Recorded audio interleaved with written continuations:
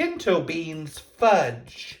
I hear these recipes and I just gotta try them.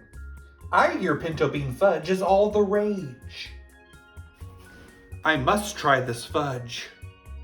Rinse and drain some pinto beans. It's time for processing. Add a stick and a half of melted butter.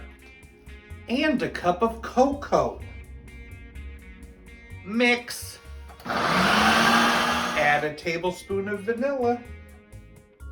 And a cup of powdered sugar.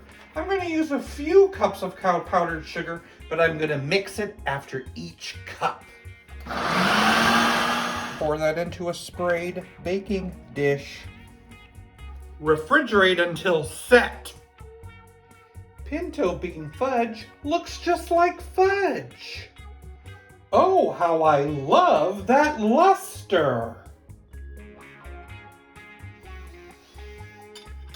And it tastes like fudge, too. Thank you for watching. Never shout into a colander. It'll strain your voice.